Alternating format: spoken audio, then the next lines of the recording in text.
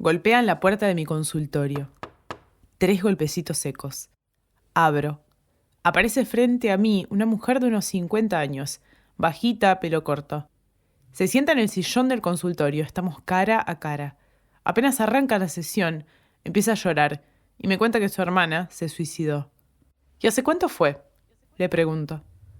Hace 14 años, me responde. Nunca volví a ser la misma, no volví a sonreír. Mis compañeros de trabajo me dicen que lo tengo todo, trabajo, familia, pero me siento tan vacía. A la mirada de otros no tengo de qué quejarme. Entonces sufro en silencio, sola. No le cuento a nadie que a veces quisiera dejar de existir, de verdad.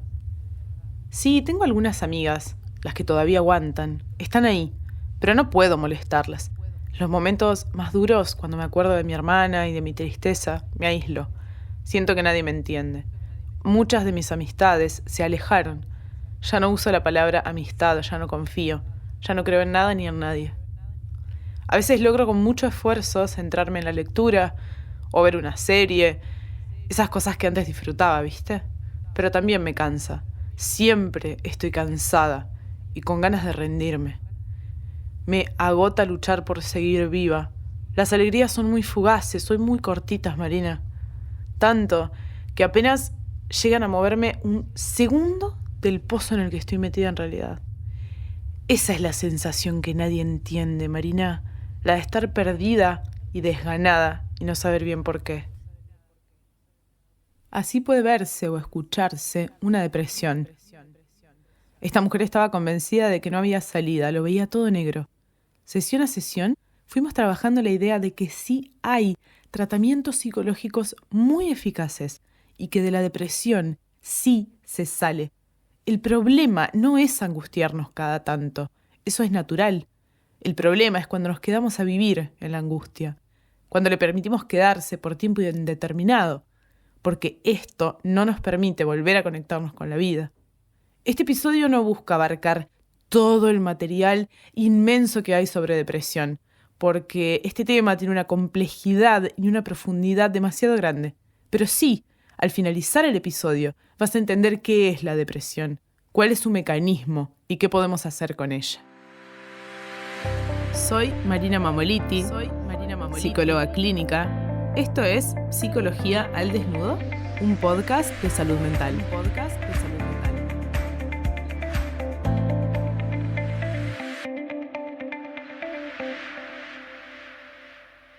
La depresión para la psiquiatría es un cuadro psicopatológico que corresponde a los trastornos del estado del ánimo.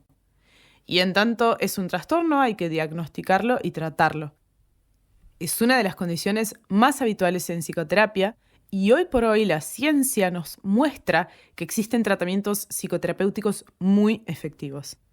Hay distintos niveles de depresión y su modalidad de tratamiento va a depender de su grado o de su monto.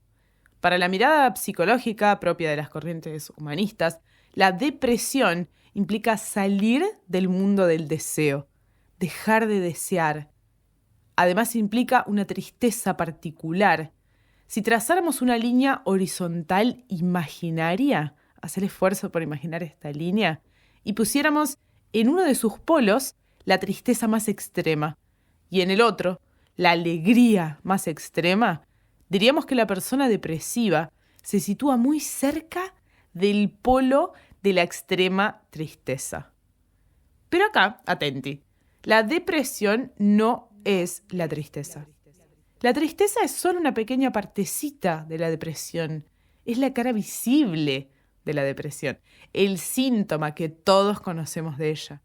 Pero tenemos que diferenciarlas, porque la tristeza, como ya he explicado muchas veces en este podcast, es una emoción común, habitual, que vamos a sentir miles de veces a lo largo de la vida. Vivir trae consigo tristezas. Y, por ejemplo, sabemos que toda pérdida, y vamos a atravesar miles de pérdidas a lo largo de la vida, trae tristeza. Y esto no tiene necesariamente que ver con la depresión. De hecho, lo saludable es que podamos contactar con la tristeza cuando aparece, escucharla, ver por qué está ahí, qué quiere decir. Y esto es muy diferente a la depresión. Un montón de veces las personas vienen a consulta psicológica diciendo que tienen depresión, cuando en realidad solamente están tristes. Y esta confusión se debe a que nunca nos enseñaron cómo experimentar la tristeza de una manera saludable. Sí, porque recordemos que de cada emoción hay una versión saludable, incluso de las que no nos gustan. Y entonces, como tildamos a la tristeza de negativa, le ponemos el nombre de depresión. Para conocer el mecanismo de la tristeza, te recomiendo escuchar el episodio 3 de este podcast, en el que hablo de ella bien profundo. Pero volvamos a la depresión. Muchas personas me preguntan, Marina, si no es estar triste, entonces, ¿cómo se ve la depresión? Vamos a diferenciar.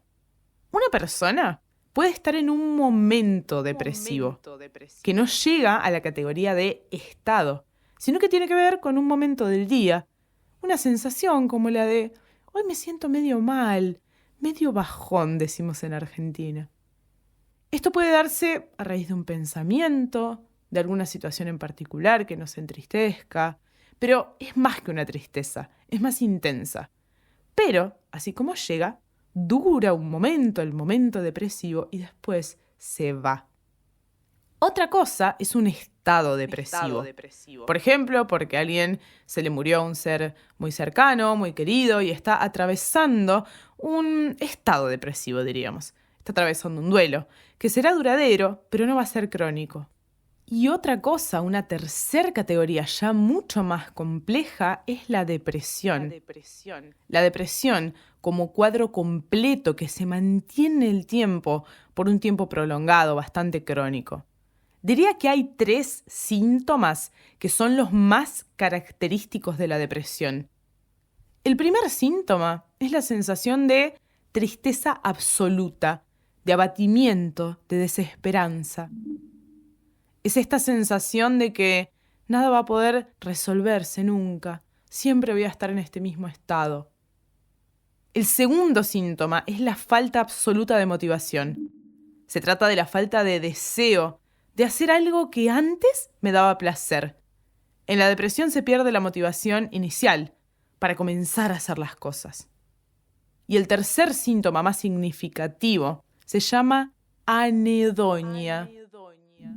Este es un concepto que la psicología describe como la incapacidad de sentir placer, de disfrutar de la vida, de estímulos que generalmente son placenteros. A las personas con depresión les cuesta muchísimo disfrutar de placeres básicos, cosas que todas las personas probablemente disfrutaríamos muchísimo. Estos 3 indicadores principales pueden venir acompañados de otros síntomas, como por ejemplo mucha fatiga, sensación de cansancio físico y mental todo el tiempo, alteraciones del sueño, como dormir demasiado o no poder conciliar el sueño en absoluto, entonces tenemos insomnio, alteraciones en la alimentación, comer en exceso o comer muy poco, falta o nulo deseo sexual, poca capacidad de concentración y mucha dificultad para tomar decisiones, ver todo a través de lentes oscuros, con un tinte catastrófico, sentimientos de inutilidad o de culpa. Y acá algo muy curioso, y es que la persona con depresión se deja de querer a sí misma. Hay una disminución de la autoestima. Cuando estamos tristes, solamente estamos tristes, pero no nos dejamos de querer a nosotros mismos. En la depresión, el amor por nosotros no existe, se esfuma. En los casos del espectro más graves, más agudos, pueden aparecer incluso la pérdida de las ganas de vivir. Para el Manual de Trastornos Mentales o el DSM-5, si una persona cumple con al menos 5 o más criterios por un tiempo mayor a 2 semanas, podríamos estar hablando de una depresión. Pero, ojito acá, para diagnosticarla es fundamental que acudan a un profesional de la salud mental. La depresión no puede ser autodiagnosticada. Recuerden siempre que un podcast no es terapia y bajo ninguna circunstancia reemplaza a un diagnóstico personalizado. Ahora que aclaramos esto, sigamos. ¿Cómo se suele afrontar la depresión cuando no está abordada correctamente? Bueno, en general veo 2 cosas. que son, a mi parecer, formas bastante disfuncionales de lidiar con la depresión. La primera forma es no escuchar a la parte que está deprimida en mí. No escucharla significa no contactar con mi depresión y hasta tildarla de negativa, echándole la culpa de todos mis males. No, yo no puedo hacer esto por la depresión que tengo. No puedo acompañarte a ese lugar que tanto querés por mi depresión. La segunda forma es hacer todo lo opuesto. Evitar mi depresión, haciendo miles de cosas a la vez. Y entonces acá vemos a una persona que va maníacamente de un lado hacia el otro, que se encuentra constantemente con personas, tiene millones de planes todo el tiempo, que al final le resultan vacíos, que no la llenan en realidad. Y hace todo esto para no ser, para no convertirse en esa parte deprimida de sí. Entonces compra en exceso, gasta en exceso, sale en exceso. Entra en un túnel a toda velocidad, pero cuando miramos con una lupa esa rutina, vemos que en realidad la persona no está haciendo cosas, sino que está evitando algo mucho más grande. Está evitando contactar con la tristeza que le trae su depresión. Claro, el peligro de esto es que cuando la persona frena y tiene que hacer contacto con toda esa tristeza intensa acumulada, porque no le queda otra, se deprime. Aparece entonces un estado depresivo profundo, una depresión mayor, por ejemplo.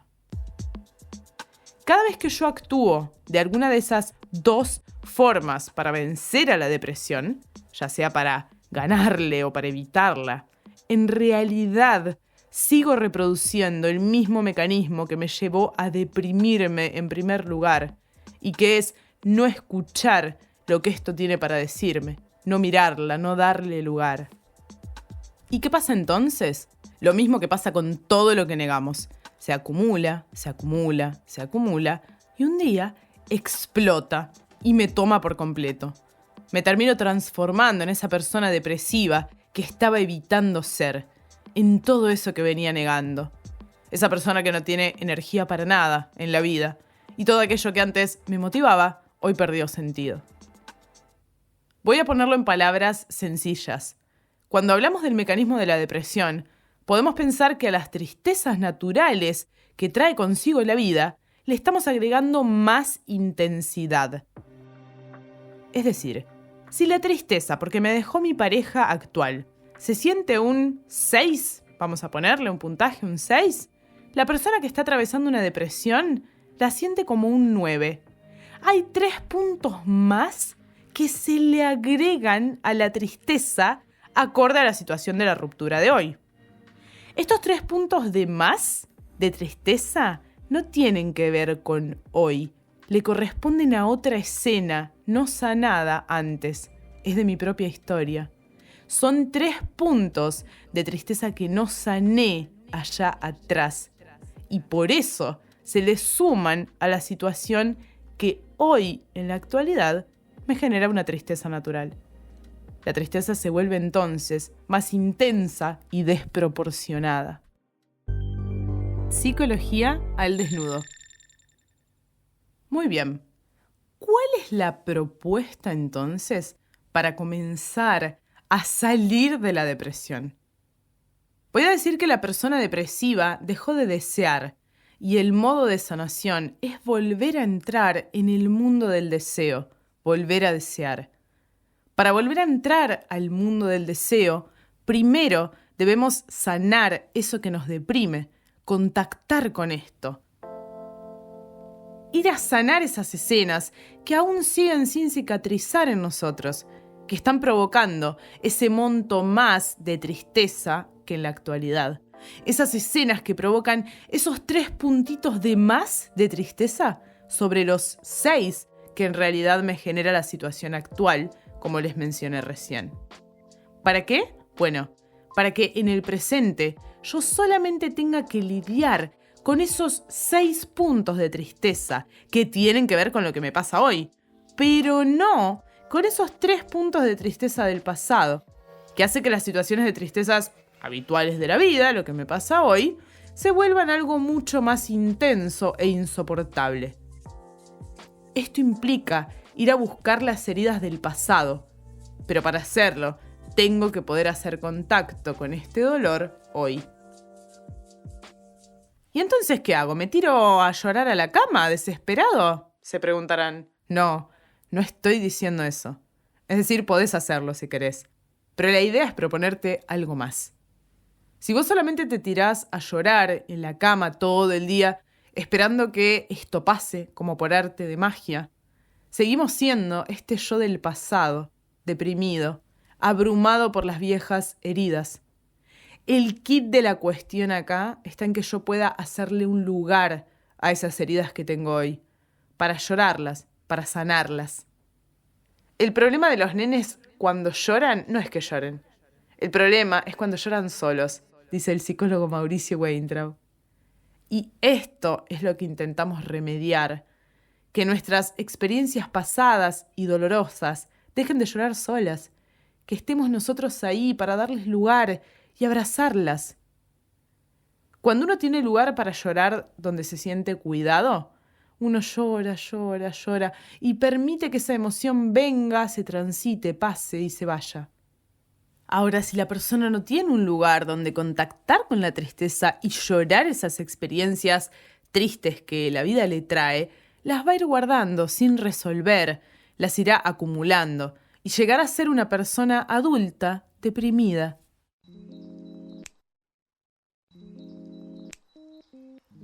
Es nuestra tarea hoy hacer lugar para llorar lo que necesita ser llorado, para después, poco a poco, volver a conectar con tus proyectos, que al fin y al cabo son lo que se interpone entre la muerte y vos. Todos los proyectos son aquello que nos conectan con la vida, lo que nos aleja de la muerte. Y como siempre te digo, si estás tramitando un proceso de profundo dolor, o si te viste identificado o identificada con alguno de los criterios de la depresión, consulta con un profesional de la salud mental. Nuestro rol como psicólogas es justamente el de ayudarte a volver a desear, ayudarte a volver a encontrarte con eso que te enciende el alma, eso que te motive a levantarte todas las mañanas, porque se puede. De la depresión se sale.